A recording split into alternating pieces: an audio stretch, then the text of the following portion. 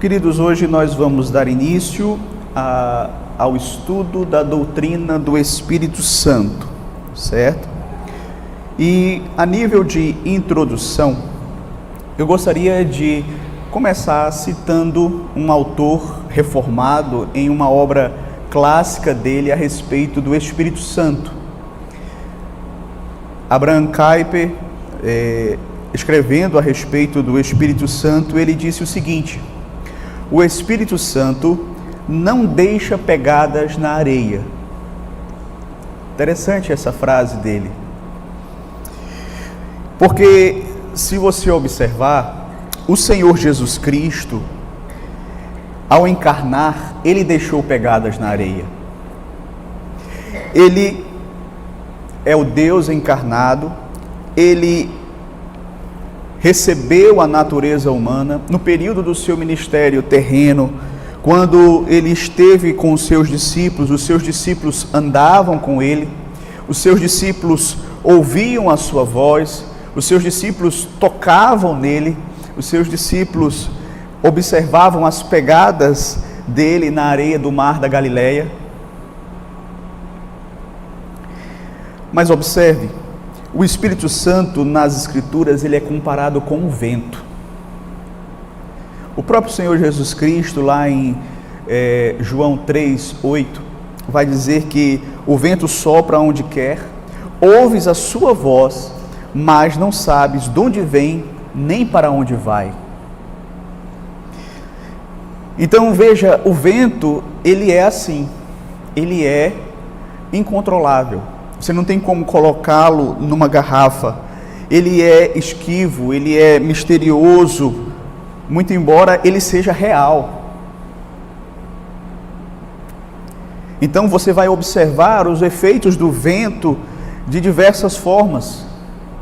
Nas árvores que estão balançando, nas bandeiras que estão tremulando.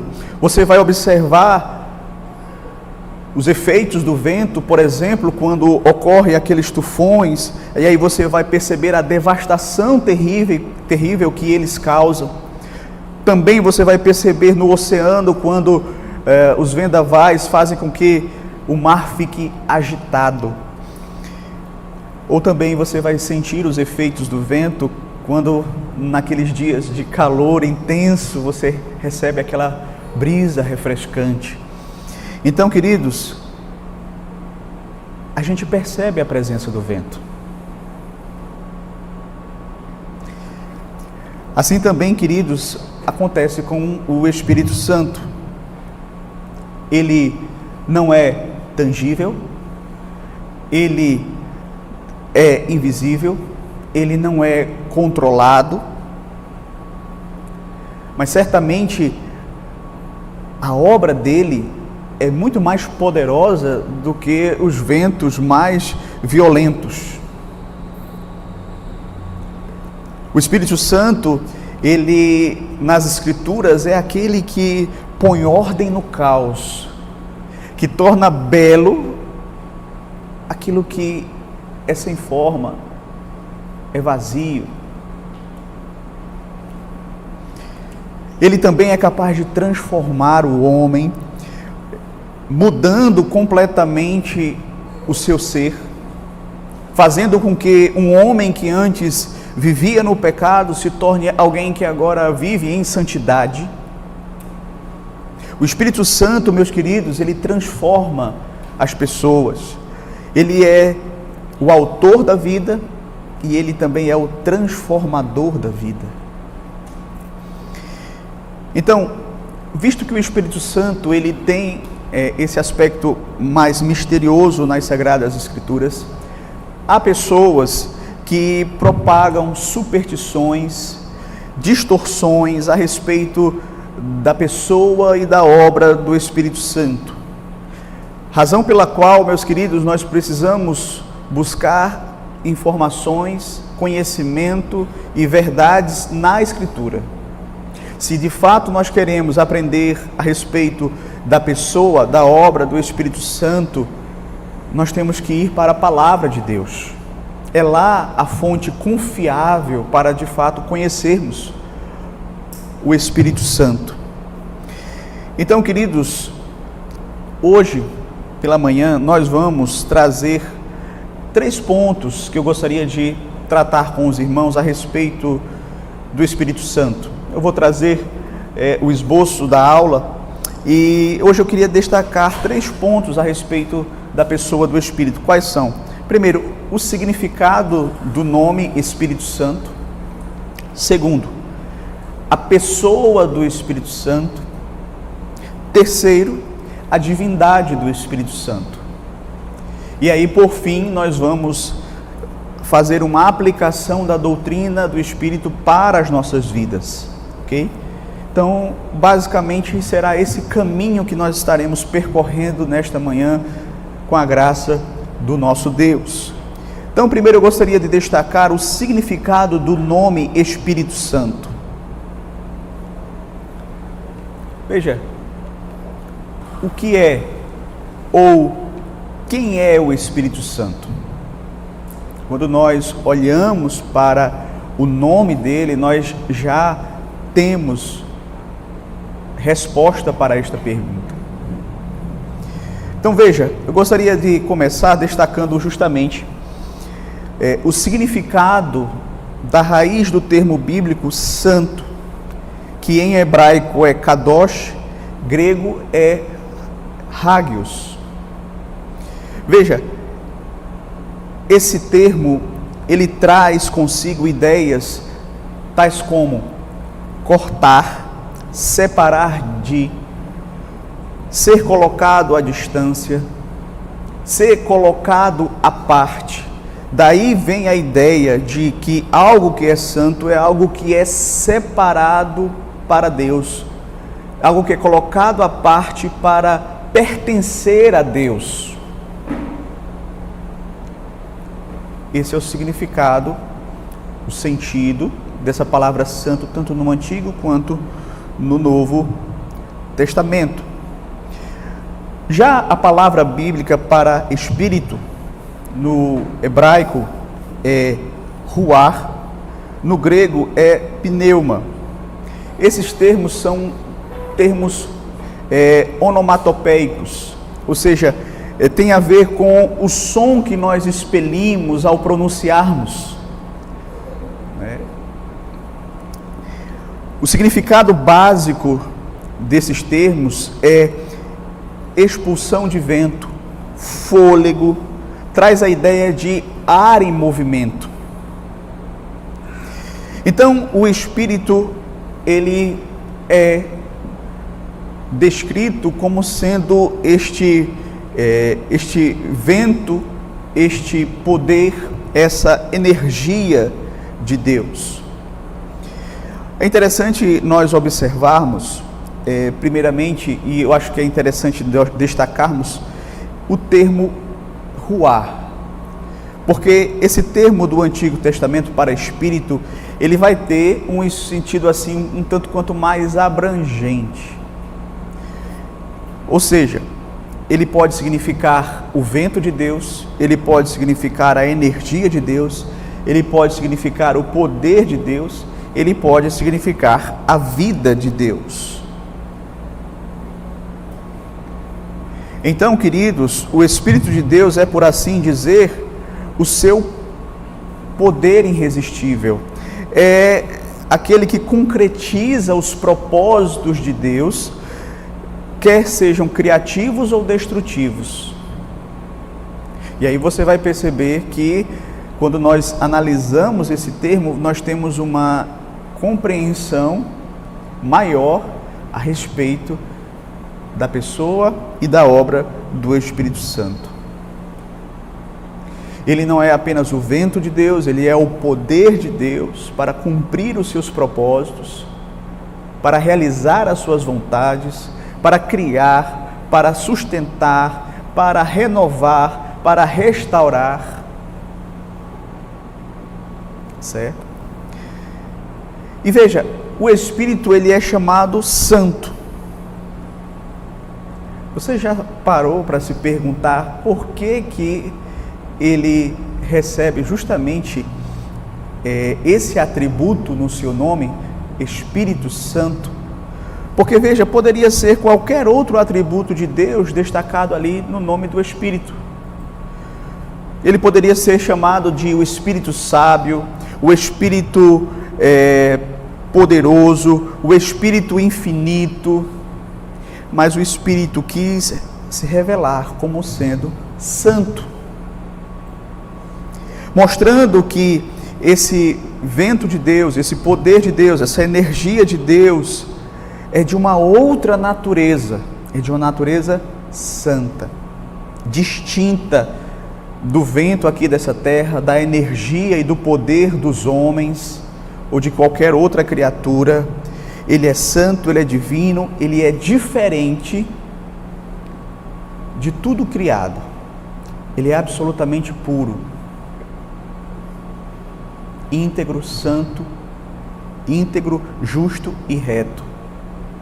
Ele é santo. Um autor chamado Sinclair Ferguson, no seu livro O Espírito Santo, ele afirma algo interessante. O ruar de Deus, o Espírito, o ruar de Deus, portanto, expressa a força irresistível de Deus, a energia poderosa de Deus. Ele não pode ser dominado pelos homens.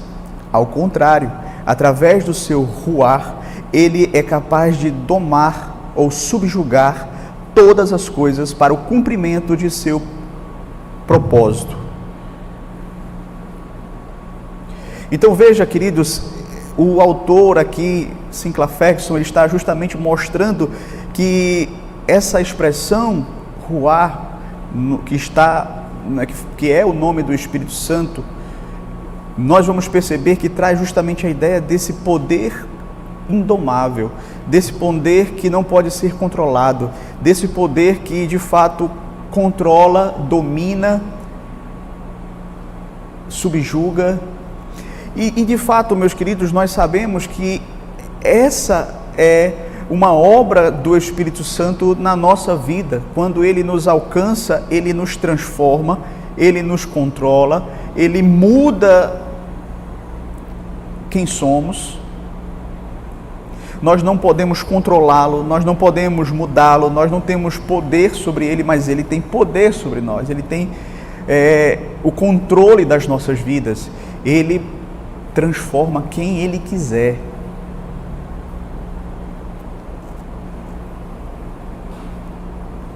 Agora, nós não podemos pensar erroneamente que o Espírito Santo seja meramente uma força ou uma energia impessoal. A palavra de Deus apresenta o Espírito Santo como uma pessoa. Para ser mais específico, o Espírito do Senhor, a terceira pessoa da Trindade, uma pessoa divina. Então, queridos, isso aqui é muito importante nós entendermos, porque por causa do nome, ruar, pneuma, você vai perceber que muitos enveredaram por um caminho errado de pensar que o Espírito Santo era uma força, um poder, uma energia sem vida, sem personalidade. Não era uma pessoa, não era uma persona. Os judeus, eles interpretam assim o Espírito Santo. Para eles não é a terceira pessoa da Trindade. Para eles é a força de Deus, o poder de Deus. Sem falar em outros que também defendem esse tipo de compreensão a respeito do Espírito Santo. Então é importante nós termos isso em mente, é a base para nós iniciarmos o estudo do Espírito Santo, é de fato compreendermos o significado do nome dele, porque isso já vai nos trazer verdades importantíssimas para sabermos quem ele é. Ele é o Espírito, ele não tem corpo, ele é invisível, ele é imaterial, ele é poderoso, ele é de fato o poder de Deus, a energia de Deus para cumprir os seus propósitos. Ele é santo, ou seja, tudo o que ele faz vai ser feito com vistas a propósitos corretos, justos, bons, porque de fato ele é santo. Nele não há pecado, nele não há mácula, nele não há engano, nele não há mentira, nele não há erro. E quando ele faz uma obra em alguém, é justamente para santificar esse alguém. Ok? Mas, como eu disse, não podemos cair neste erro de achar que o Espírito Santo ele é apenas uma força, não é uma pessoa. Por isso que nós vamos agora para o nosso segundo ponto, a pessoa do Espírito Santo. Então, é impossível, queridos, entendermos quem é o Espírito Santo se não o considerarmos como uma pessoa. A Escritura demonstra claramente que o Espírito Santo é uma pessoa, não é? Mas não faltaram heresias no decorrer da história da igreja que negaram isso. Podemos mencionar vários, como os unitários, os mórmons, as testemunhas de Jeová. Todos eles entendem que o Espírito Santo é a força de Deus, mas que não é uma pessoa. Então, desde os tempos mais primitivos, pessoas relutaram em aceitá-lo como Deus. Também em aceitá-lo como a terceira pessoa da Trindade. Não é? Então, negam a personalidade do Espírito. Preferem pensar no Espírito como uma força, como uma energia, como algo que é impessoal,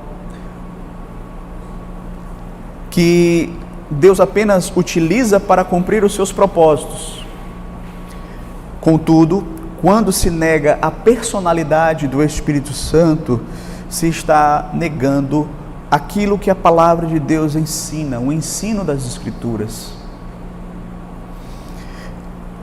A pergunta, então, que nós vamos buscar responder aqui neste segundo ponto é: o Espírito Santo é uma pessoa? Ele possui uma personalidade? O que é que a Bíblia tem a nos ensinar a respeito disso? Ok? Então, vejamos a personalidade do Espírito Santo. Então, nós vamos ver alguns textos aqui que mostram que o Espírito Santo, ele possui características próprias de uma pessoa, de uma personalidade.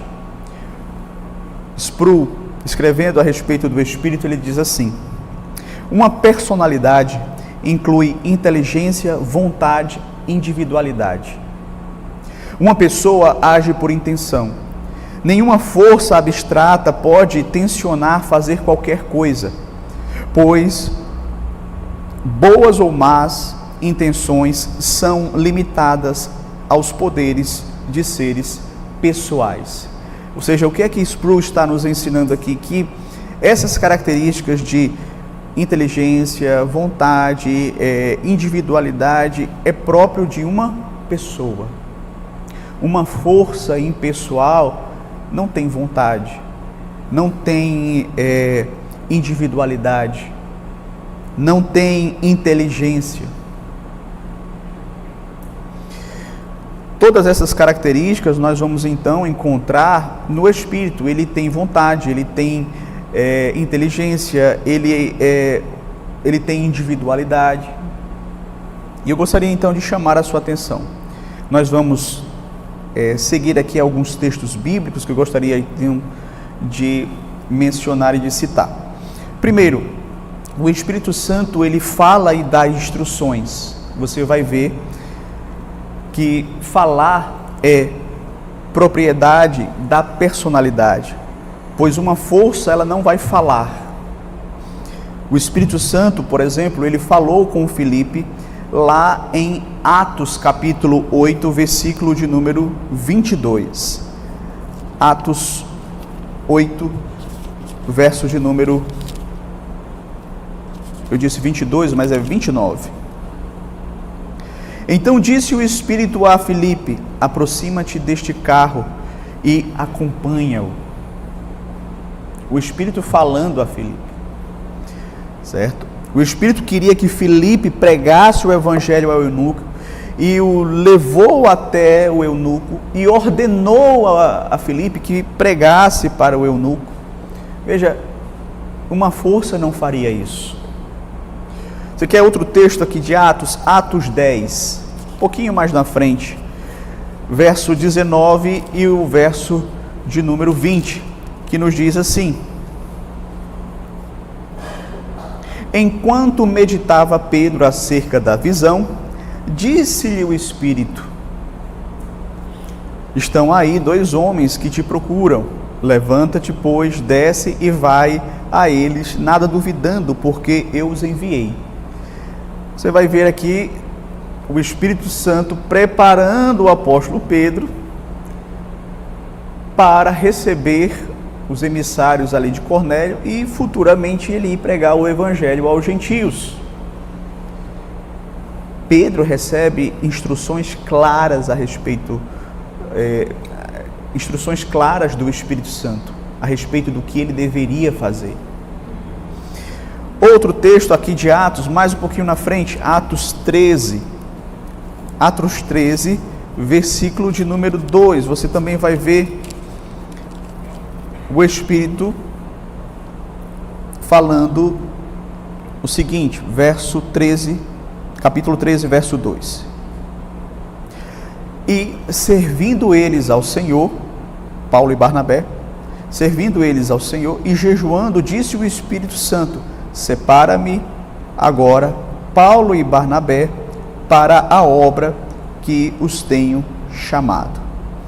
Então veja, meus queridos, a igreja estava orando, jejuando, e o Espírito Santo então manda que a igreja separe Paulo e Barnabé para serem enviados, para pregar um evangelho, para levarem a mensagem do Senhor Jesus Cristo.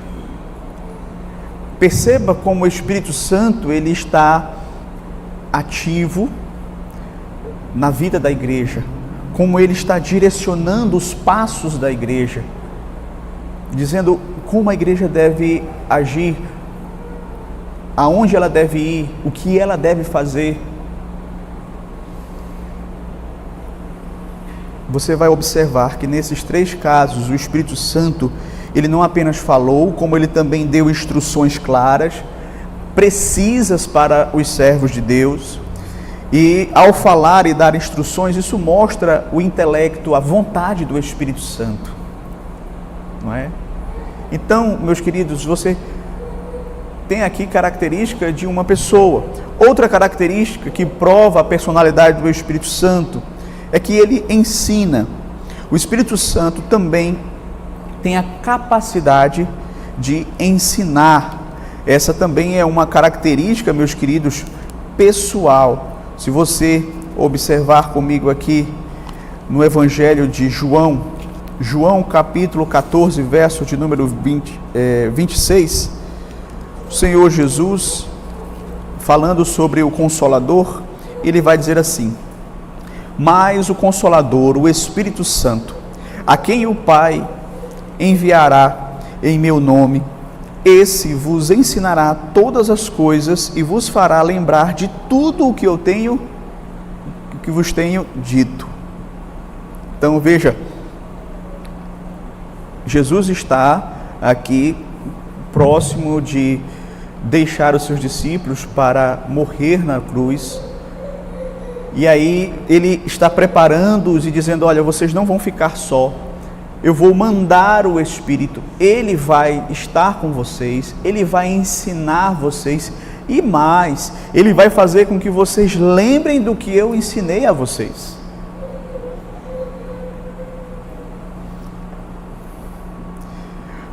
Mais na frente, Jesus vai reiterar aqui no capítulo 16, verso de número 13, quando ele diz assim: quando vier, porém, o Espírito da verdade, ele vos guiará a toda a verdade, porque não falará por si mesmo, mas dirá tudo o que tiver ouvido e vos anunciará as coisas que hão de vir. Então Jesus está aqui deixando aos discípulos claro o seguinte, que ele tem muita coisa ainda para revelar a eles. Só que eles ainda não estavam preparados, não era o momento. Porém, tão logo ele enviasse o Espírito Santo ia, de fato, revelar a eles as coisas que eles precisavam saber, mas que ainda não sabiam. As muitas verdades que eles não apenas teriam para si, como também pregariam essas verdades, como também escreveriam essas verdades. Certo? Então, nós vamos perceber claramente aqui que o Espírito Santo ele estaria com a igreja, justamente guiando ela na verdade, para que ela, de fato, falasse tão somente aquilo que Deus mandou falar e que eles, inspirados por este Espírito, escrevessem as verdades que Deus quis para a sua igreja. Então, todas essas capacidades de ensinar, guiar, testemunhar, né? Como ele diz aqui, ele testemunhará de mim. Então, são exclusivas de uma personalidade. Uma força impessoal não seria capaz de fazer isso. Isso não faz sentido que uma força impessoal tivesse tais atitudes. Outra característica, o Espírito Santo ele é chamado de Consolador. No mesmo texto aqui, você vai observar Jesus dizendo: mas o Consolador, o Espírito Santo, a quem o Pai enviará. Anteriormente ele havia dito: não vos deixarei órfãos, não é? Voltarei para vós outros, mas eu vou enviar o outro Consolador. Veja só, por que Jesus usa essa expressão, vocês vão receber outro Consolador? Porque ele era o Consolador que estava ali com a igreja, só que ele estava retornando para o Pai e justamente deixando claro que os seus discípulos não ficariam sós. O Espírito Santo seria esse outro Consolador que estaria com a igreja. Então, o Espírito ele é chamado de Consolador. Essa é uma designação que Jesus usa para si mesmo. Jesus se refere a uma pessoa que veio para substituir outra, um Consolador semelhante a ele. O Consolador é aquele que ensina, instrui, conforta, exorta, guia, defende. Ele é alguém que está ao nosso lado. O termo grego parakletos, que é traduzido aqui por Consolador, é justamente essa ideia, aquele que está ao lado. Então ele é aquele que está ao nosso lado, que nos assiste, que nos sustenta nos momentos de fraqueza, que nos capacita a obedecermos a Deus.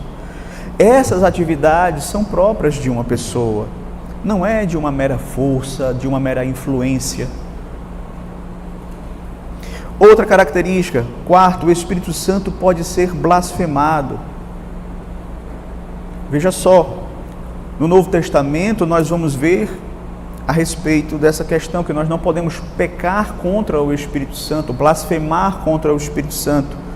Mateus 12, versículo 31 e 32, nós vamos abrir nesse texto, Mateus 12, do 31 ao 32, que nos diz assim: por isso vos declaro, todo pecado e blasfêmia serão perdoados aos homens, mas a blasfêmia contra o Espírito Santo não será perdoada.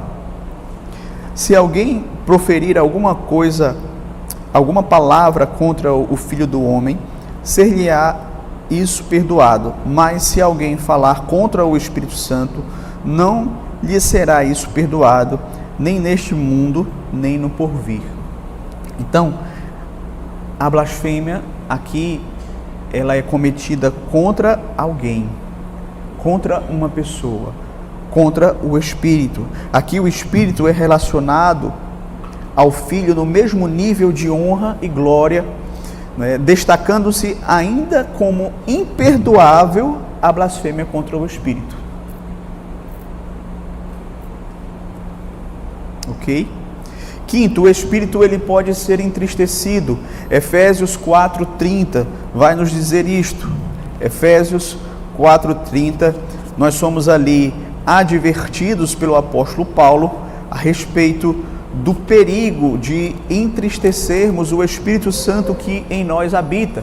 Efésios 4, versículo de número 30, que nos diz assim: e não entristeçais o Espírito de Deus, no qual fostes selados para o dia da redenção. Ou seja, observe que o Espírito Santo ele é apresentado como alguém que nós podemos agradar, mas também podemos o quê? Entristecer. Alguém que nós podemos amar, honrar, mas que nós também podemos ofender. Alguém com quem nós podemos ter comunhão pessoal, mas alguém contra quem nós podemos pecar.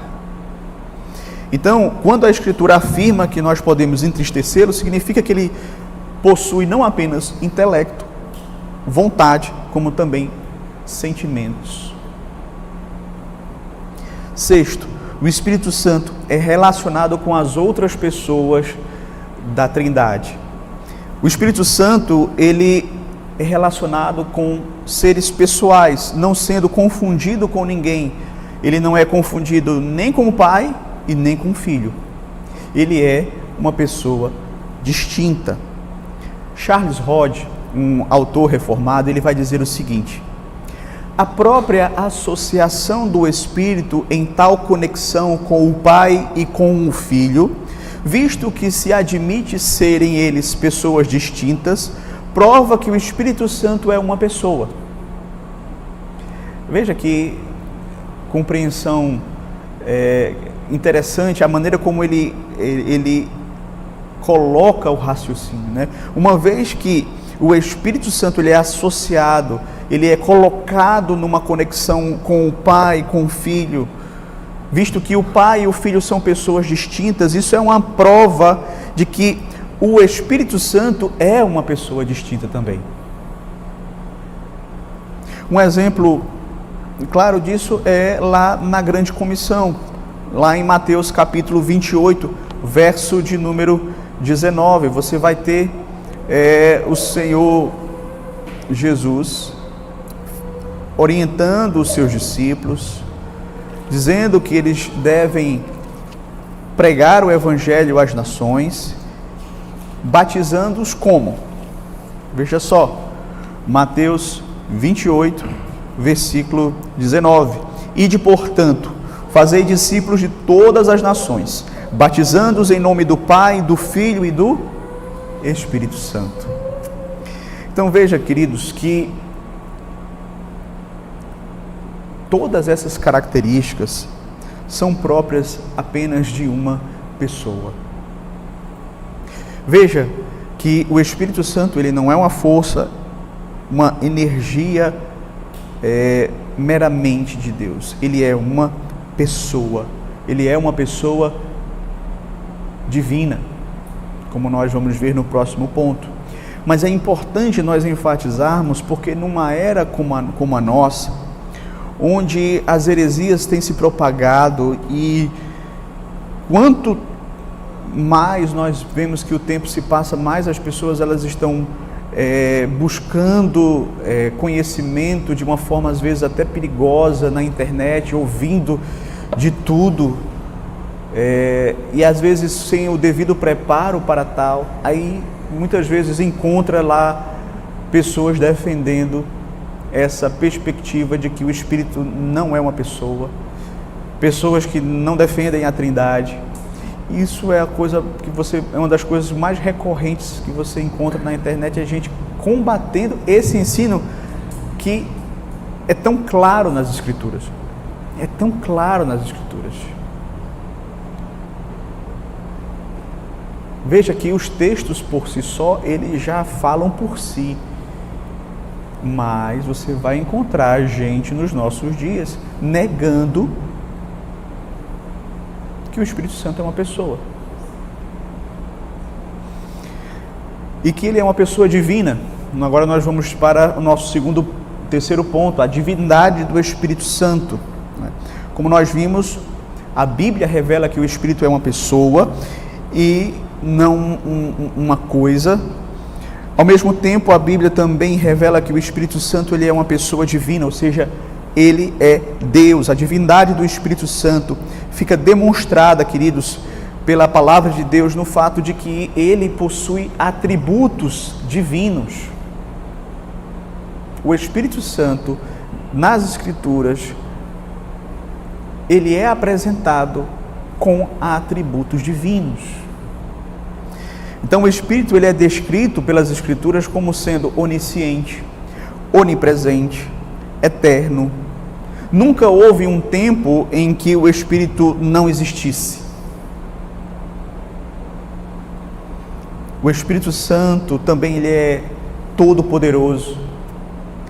Notamos nas Escrituras que o Espírito ele opera obras especiais que só Deus pode realizar. Então, vamos vê-lo na criação, vamos vê-lo na providência, vamos vê-lo na recriação. Então, vamos destacar aqui alguns atributos divinos do Espírito Santo. Primeiro, o Espírito Santo, ele é onipotente. Como nós sabemos e teremos oportunidade de estudar de uma forma mais detalhada, o Espírito Santo, ele tem um papel importantíssimo na obra da criação. Não apenas na criação, mas na sustentação do universo, ou seja, na obra da providência. E tudo isso mostra que o Espírito Santo, ele é onipotente. Quando nós pensamos na obra da criação, normalmente nós pensamos em que somente o Pai estava ali presente, realizando a obra da criação. Mas se você analisar de forma cuidadosa, você vai perceber que o Espírito Santo, ele está ali ativo na obra da criação. Não apenas o Espírito Santo, mas o Filho também, não é? As três pessoas da Trindade estão ativas ali na obra da criação. Mas, falando apenas da participação do Espírito Santo, primeiramente em Gênesis, nós vamos ser informados que ali já no princípio, o Espírito já estava ali, pairando sobre a terra. No princípio criou Deus os céus e a terra, porém, estava sem forma e vazia, havia trevas na face do abismo e o Espírito de Deus pairava sobre as águas. Nós vamos ter mais na frente a oportunidade de estudar com calma aqui esse texto e essa atividade do Espírito Santo ali. A atividade do Espírito Santo na criação também vai ser mencionada no Salmo 104, verso 30, quando é dito assim: envias o teu Espírito e elas são criadas, e assim renovas a face da terra. Ou seja, o Espírito como sendo aquele que cria, que renova a face da terra. E essa é uma função que você vai encontrar nas Escrituras do Espírito Santo. Ele que dá vida, ele que restaura. O Espírito Santo é o autor da vida, segundo declarou Jó. Ele diz assim: o Espírito de Deus me fez e o sopro do Todo-Poderoso me dá vida. Jó reconhece que a vida foi dada a ele pelo Espírito do Senhor. Veja, também o Espírito ungiu profetas, juízes, reis com poder do alto. Ungiu ao Senhor Jesus Cristo para o seu ministério. No Novo Testamento, o Espírito ele é fonte de poder para a ressurreição daqueles que estão mortos. Tanto a ressurreição e a vivificação física, quanto a espiritual, quanto a física. É o que nós vimos aqui em Romanos capítulo 8, verso 11. Se habita em vós o Espírito daquele que ressuscitou a Jesus dentre os mortos, esse mesmo que ressuscitou a Cristo dentre os mortos, vivificará também o vosso corpo mortal, por meio do seu Espírito que em vós habita. Veja, nós estamos estudando esse capítulo 8 de Romanos e Paulo vai ser muito claro, ele vai dizer que o Espírito, ele nos deu vida, espiritualmente falando. Ele nos vivificou. Quando estávamos na carne, estávamos mortos, mas ele nos deu vida. E não apenas deu vida para o nosso espírito, a nossa alma, mas também ele vai vivificar o nosso corpo no último dia, ele vai ressuscitar o nosso corpo. E Paulo usa justamente esse argumento. O Espírito Santo habitando em vocês é a garantia de que vocês têm vida espiritual e é a garantia de que no último dia vocês vão ressuscitar. Por que vocês vão ressuscitar? Porque o mesmo Espírito que ressuscitou a Jesus, ele habita dentro de vocês.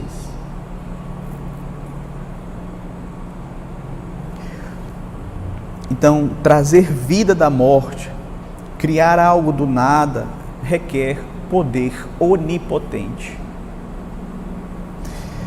Nenhuma criatura pode fazer algo assim. Nenhuma criatura pode tirar vida da morte. E nem pode vivificar uma alma espiritualmente morta.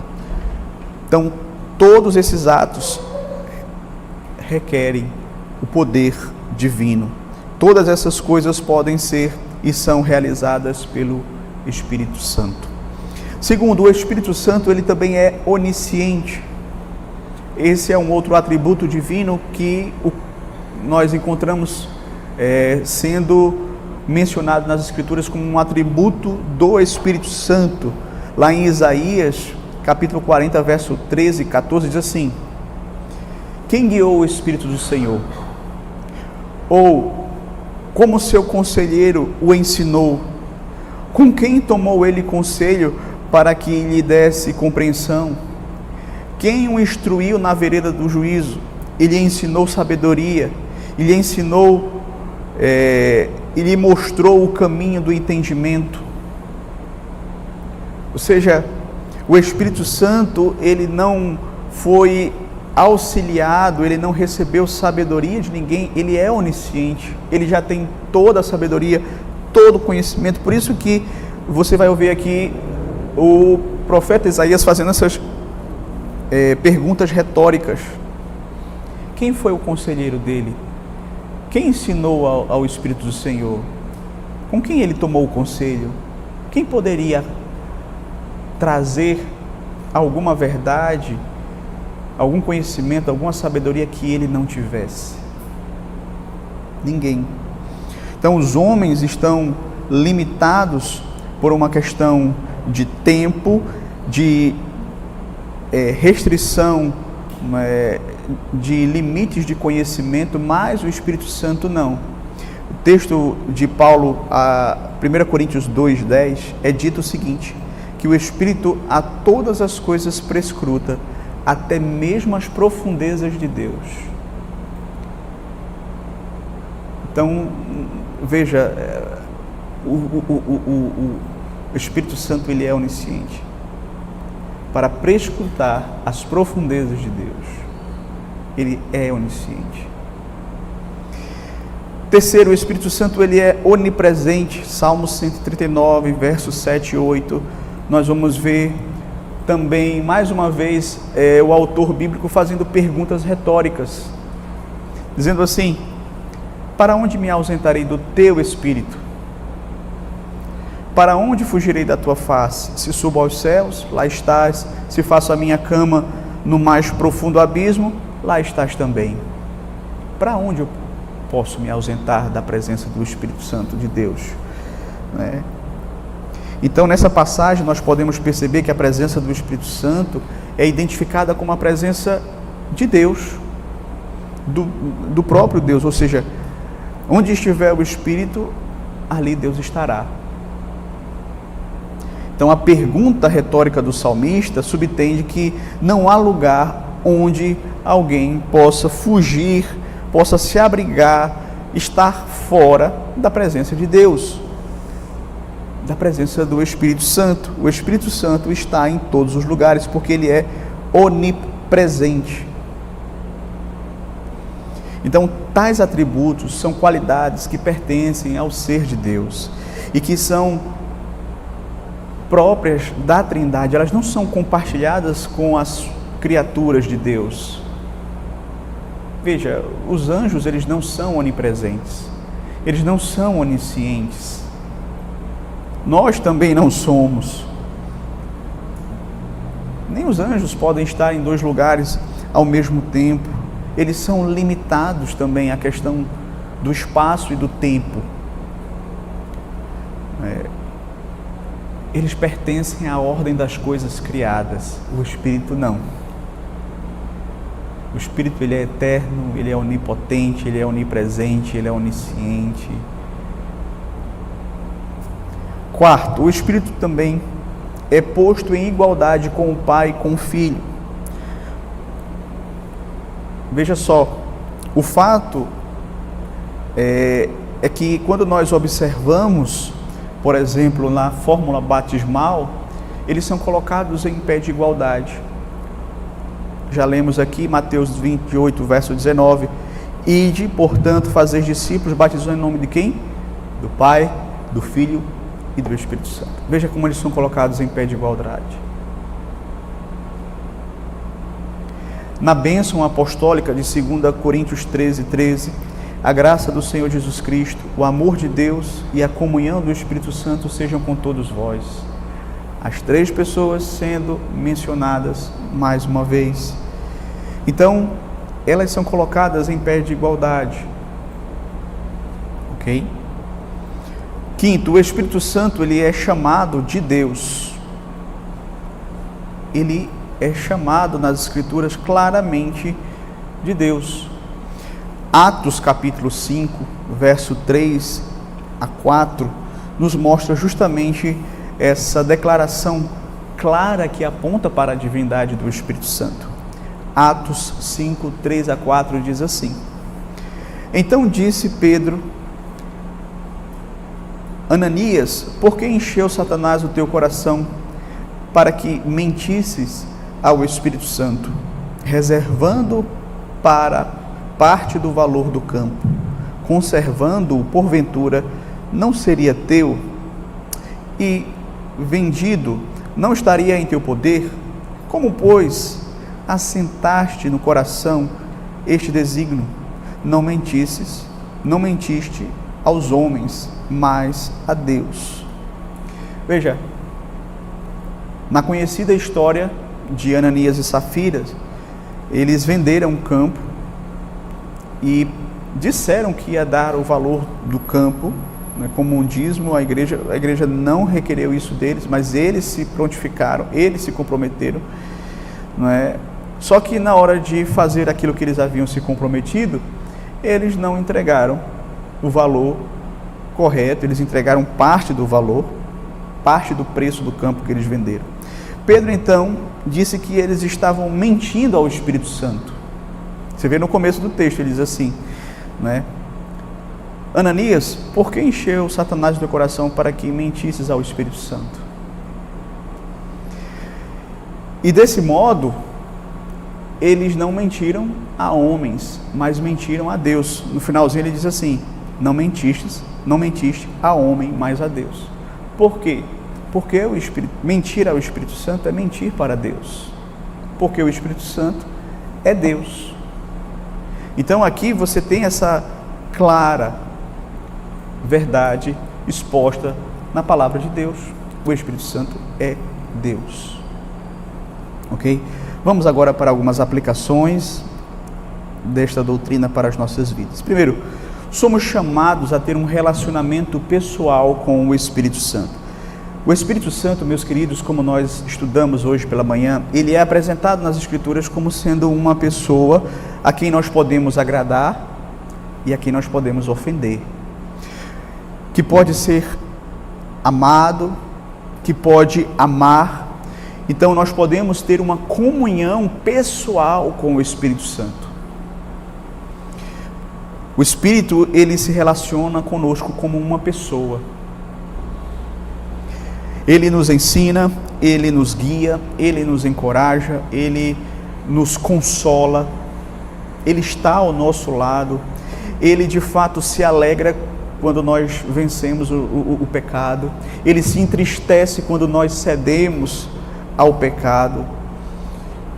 Então, queridos, o Espírito Santo, ele não é meramente uma força que habita dentro de mim, impessoal. Ele é uma pessoa. Você já parou realmente para refletir a respeito disso e nas implicações disso para a sua vida? O Espírito Santo habita dentro de mim. Ele é uma pessoa. Ele está comigo às 24 horas do meu dia. Não tem como eu me ausentar dele. Ele é o Espírito Santo de Deus, que faz morada em mim. Eu sou chamado a ter um relacionamento pessoal com Ele. Então, esse é o primeiro ponto. Segundo, somos chamados a ser cheios do Espírito Santo. Ou seja, ser cheio do Espírito Santo é ser cheio da presença do próprio Deus. E a Bíblia fala claramente lá em Efésios: enchei-vos do Espírito. Não vos embriagueis com vinho, mas enchei-vos do Espírito Santo. Então, eu não devo buscar o batismo com o Espírito Santo, porque eu já sou batizado com o Espírito Santo. Eu já recebi o Espírito Santo. Mas agora eu sou, sim, exortado pela palavra de Deus a buscar ser mais cheio do Espírito Santo. E isso, portanto, vai resultar, queridos, em eu sentir aquilo que Deus sente, em desejar aquilo que Deus deseja, em fazer aquilo que Deus quer que eu faça, em falar mais cheio do poder de Deus, em querer me santificar mais. Então, na medida em que eu tenho essa comunhão e que eu sou mais cheio do Espírito Santo, isso vai ter uma consequência, uma repercussão na minha vida.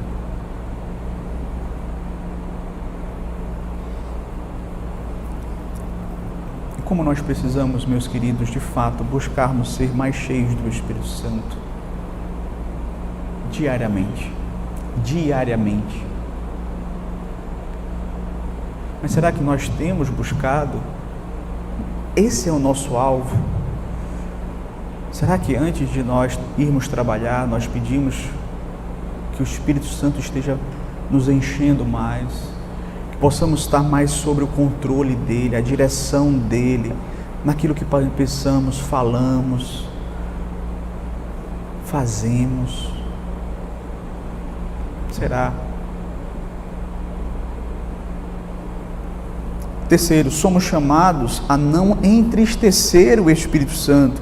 Devemos sempre lembrar que aquele que habita em nós não é uma força impessoal, mas é uma pessoa que tem vontade, que tem intelecto, que tem sentimentos. Alguém que se alegra conosco, como eu disse, quando nós estamos mortificando a carne. Alguém que se entristece quando vê que nós estamos cedendo para a carne, fazendo provisão para a carne, alimentando a carne.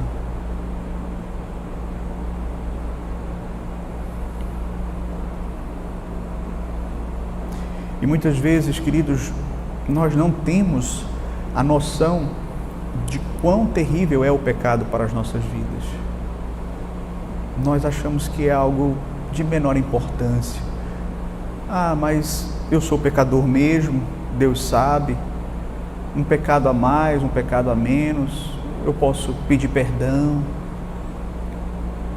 Veja, o pecado é algo tão sério que o Espírito Santo se entristece quando nós pecamos. Isso por si só já deveria ser motivo para a gente buscar evitar o pecado ao máximo.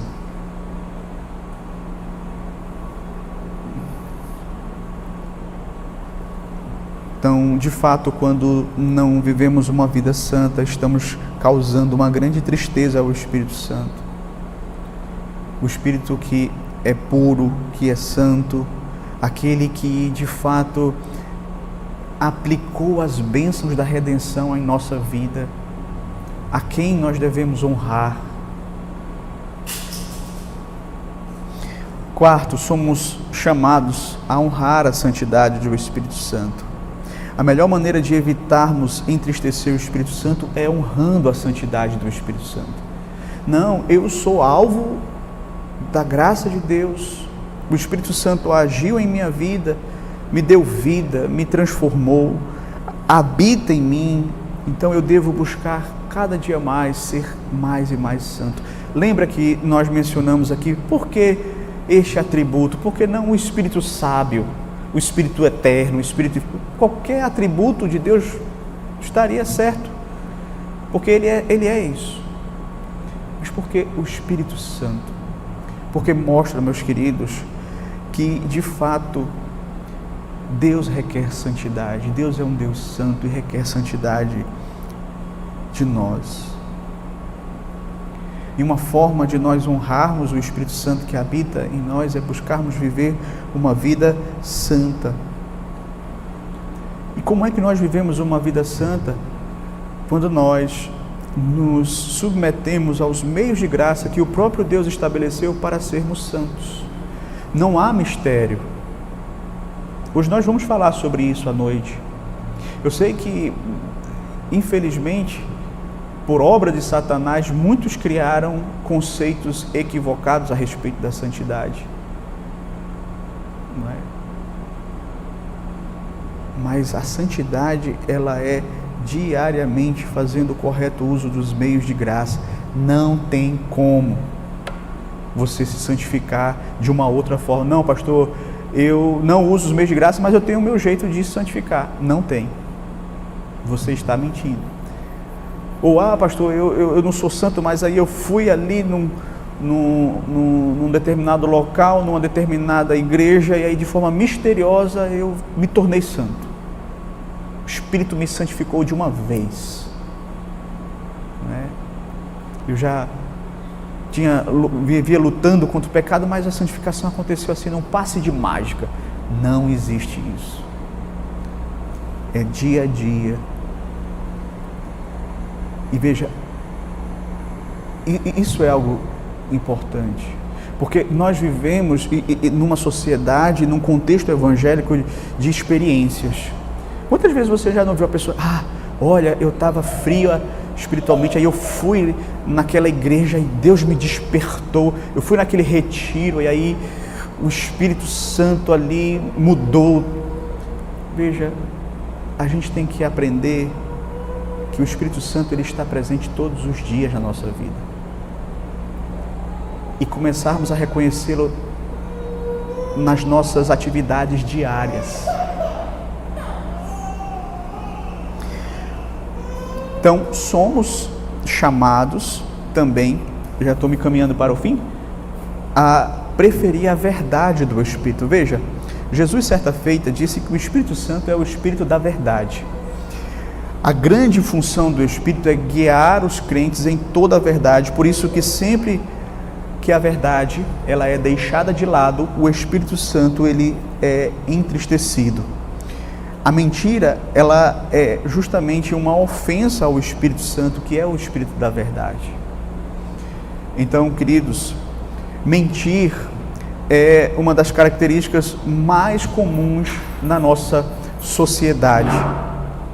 Mais comuns, e não deve ser comum na igreja, pois na igreja nós temos aqui pessoas que foram transformadas pelo Espírito Santo, que devem primar por falar a verdade e proclamar esta verdade.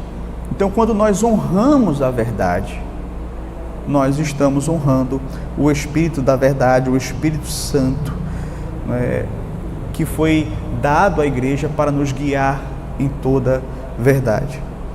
Então, uma forma de você não entristecer o Espírito Santo, mas alegrá-lo, é vivendo a verdade, é falando a verdade, é proclamando a verdade, porque assim o Espírito Santo certamente ele vai se agradar de nós. Somos também, por último, chamados a viver no poder do Espírito. Veja, não tem como viver a vida cristã no poder da carne, na força da carne, vamos dizer assim, né? Na nossa força. Então, a capacidade de viver a vida cristã vem do Espírito Santo de Deus. Quando alguém é convertido, essa pessoa ela é selada com o Espírito Santo, ela recebe o poder do Espírito Santo para viver a vida cristã. E sem o Espírito Santo não tem como nós vivermos a vida cristã, sem a capacitação do Espírito Santo, não tem como vivermos para agradar a Deus, vivermos uma vida séria com Deus. Então a conversão é uma obra do Espírito Santo em nós, e a continuação na vida cristã também é uma obra do Espírito Santo em nós. Eu já ouvi muitas pessoas falando o seguinte: ah, pastor, mas ser crente é muito difícil. Você já deve ter ouvido pessoas dizer isso. Olha, mas ser crente, ser um crente de fato é muito difícil. Eu diria que é impossível. Se for na nossa própria força, é impossível. Mas é somente no poder do Espírito Santo que nós conseguimos viver a vida cristã. Então, queridos, assim nós concluímos nesta manhã o nosso estudo a respeito do Espírito Santo. Se Deus assim nos permitir, daremos continuidade na próxima semana e logo mais à noite nós estaremos aqui. Vamos fazer uma oração para assim concluirmos o estudo desta manhã. Senhor nosso Deus, nosso amado e bondoso Pai, muito obrigado, Pai, pela oportunidade de estarmos aqui nesta manhã, para juntos podermos aprender mais a respeito da terceira pessoa da Trindade, o Espírito do Senhor. Ó Deus, muito obrigado porque a Tua Palavra nos revela verdades tão preciosas a respeito do Espírito Santo. Ajuda-nos a vivermos de acordo com a vontade do Espírito, cheios do Espírito Santo, em comunhão com o Espírito Santo, que tenhamos as nossas vidas cada dia mais controladas por Ele. Nos ajuda, Senhor, a não pecarmos contra Ele, a não entristecê-lo, a não profanar o templo do Espírito Santo que somos nós, o nosso corpo. Nos ajuda a viver a cada dia de maneira agradável a Ti, que o poder do Espírito Santo nos capacite a vivermos cada dia mais de maneira santa, de maneira agradável ao Senhor. Livra-nos, ó Deus, das heresias, livra-nos, ó Deus, dos conceitos equivocados que muitas vezes têm se propagado em nossa nação a respeito da Trindade, a respeito da pessoa do Espírito Santo. Nos ajuda a termos um entendimento claro, límpido, verdadeiro a respeito da pessoa e da obra do Teu Santo Espírito. Abençoa, Senhor, os nossos corações, nos conduz, ó Deus, em paz para os nossos lares, é o que eu te peço, em nome de Jesus. Amém. Então, queridos, assim nós concluímos a nossa escola bíblica.